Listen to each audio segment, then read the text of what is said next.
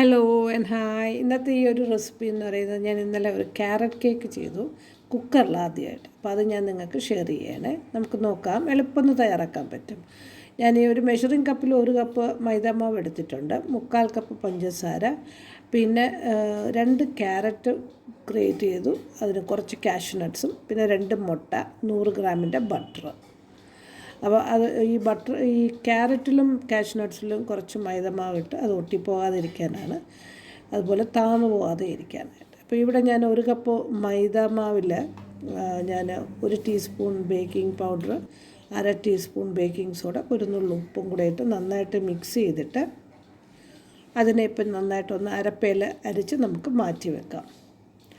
അപ്പം തരിയൊന്നും ഇല്ലാതിരിക്കാൻ വേണ്ടിയിട്ടാണ് ഞാൻ അങ്ങനെ ചെയ്യുന്നത്. നമ്മളങ്ങനെ ചെയ്താൽ നന്നായിരിക്കും കേക്കിന്.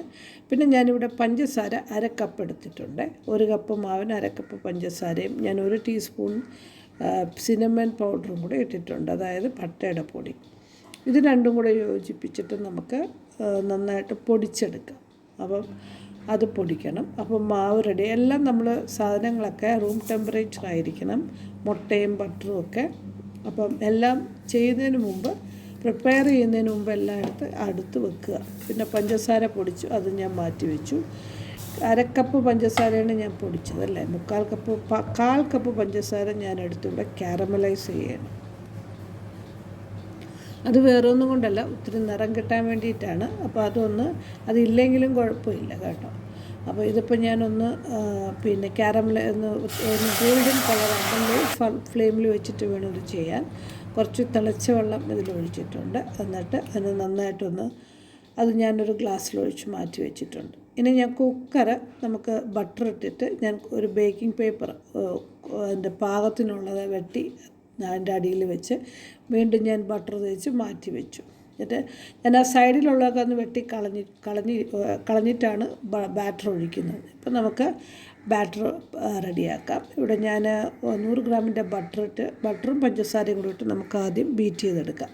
അപ്പം മുട്ട ഇതെല്ലാം കൂടി പല ഓപ്ഷൻസ് ഉണ്ട് കേട്ടോ. ഞാനിതിപ്പം മുട്ടയും പഞ്ചസാരയും പിന്നെ ബട്ടറും ഒക്കെ മിക്സിയിലിട്ട് അടിച്ചെടുക്കുന്നു, അങ്ങനെയും ഞാൻ ചെയ്യും. അപ്പോൾ ഇവിടെ ഞാൻ ഇപ്പോൾ പഞ്ചസാര ഇട്ടു, ആദ്യം കുറച്ച് പഞ്ചസാര ഇട്ടു, രണ്ടാമത് അതും കൂടെ എല്ലാം കൂടെ നമുക്കിപ്പോൾ ഒരുമിച്ച് ബീറ്റ് ചെയ്ത്. ഈ ബീറ്റർ ഉപയോഗിക്കുന്നതുകൊണ്ടാണ് ഞാൻ ഇങ്ങനെ പകുതി ഇട്ട് എടുക്കുന്നത്. കാര്യം എല്ലാം കൂടെ ഇട്ട് ഇളക്കാൻ എനിക്ക് ബുദ്ധിമുട്ടാണ്. അപ്പം ഞാൻ മുട്ട 2 എണ്ണം പൊട്ടിച്ച് അതും ഒഴിച്ച്, നമുക്ക് മുട്ട ലാസ്റ്റിലാണ് നമ്മളിങ്ങനെ ചെയ്യുമ്പോൾ എല്ലാം കൂടെ നന്നായിട്ട് ഒരു ഫ്ലഫ്നെസ് കിട്ടാൻ വേണ്ടിയിട്ടാണ് നന്നായിട്ട് യോജിപ്പിച്ചെടുക്കണം. നന്നായിട്ട് മിക്സ് ചെയ്ത്, ഒരുപാടിട്ട് മിക്സ് ചെയ്യാനും പാടില്ല.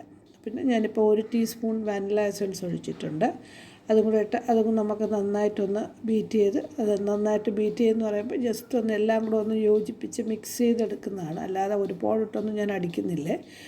അപ്പം എല്ലാം ഒന്ന് യോജിപ്പിച്ചിട്ട് ഇനി നമുക്ക് ശരിക്കും ആ സിറപ്പുണ്ടല്ലോ, കാരമലൈസ് ചെയ്ത സിറപ്പും കൂടെ ഒഴിച്ച് അതും കൂടെ ഇട്ടൊന്ന് നന്നായിട്ട്, ഇതാണ് ഞാൻ നേരത്തെ കാരമലൈസ് ചെയ്ത് മാറ്റി വെച്ചെന്ന് പറഞ്ഞില്ലേ, അതാണ് ഇപ്പം ഞാൻ ഒഴിക്കുന്നത്. ഇത് നമുക്ക് ഓപ്ഷനിലാണ്, ഒഴിച്ചാൽ ഒരു കളറ് കിട്ടും, ബ്രൗൺ കളർ.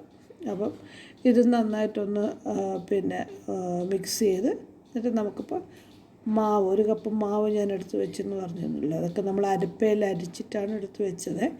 അപ്പോൾ ഇനിയിപ്പോൾ അതും കൂടെ തട്ടി ഒന്ന് മിക്സ് ചെയ്ത് യോജിപ്പിച്ച് കഴിഞ്ഞാൽ ക്യാരറ്റും നട്ട്സും കൂടെ ഇടണം. അപ്പോൾ അതും കൂടെ ഇട്ട് കഴിഞ്ഞാൽ തീർന്നു. വളരെ എളുപ്പം തയ്യാറാക്കാൻ പറ്റുന്നതാണ് കേട്ടോ. അതുപോലെ നല്ല ടേസ്റ്റാണ്. ഇതിൻ്റെ ഒരു ടേസ്റ്റ് എന്ന് പറയുമ്പം ഇരിക്കും തോറും നമ്മൾ ആ ഫ്രൂട്ട് കേക്ക് ഉണ്ടല്ലോ, അതിൻ്റെ ഒരു ടേസ്റ്റാണ് ഇതിൽ വരുന്നത്. എൻ്റെ മകന് ഭയങ്കര ഇഷ്ടം, അതുപോലെ തന്നെ എൻ്റെ ഹസ്ബൻഡിന്. അപ്പം നമുക്ക് എളുപ്പം എല്ലാം കൂടെ മിക്സിയിൽ വേണമെങ്കിൽ വിട്ട് ചെയ്യാം. ഞാൻ അങ്ങനെയും ചെയ്തിട്ടുണ്ട്. പക്ഷേ ഇതിങ്ങനെ ഇട്ടപ്പോൾ എനിക്ക് ഒരു കുറച്ചും കൂടെ ടേസ്റ്റി ആയിട്ട് തോന്നി. അപ്പം ഇതിപ്പോൾ ഞാൻ നന്നായിട്ട് എല്ലാം ഇട്ടിട്ടുണ്ട്.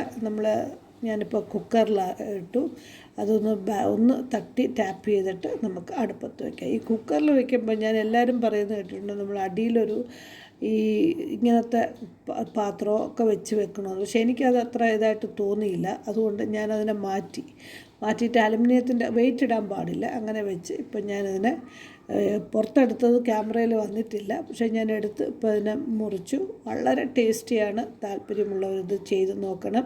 വീഡിയോ ഇഷ്ടപ്പെട്ടാൽ like and share and subscribe ചെയ്യാൻ മറക്കരുത്. Thanks for watching. ബൈ.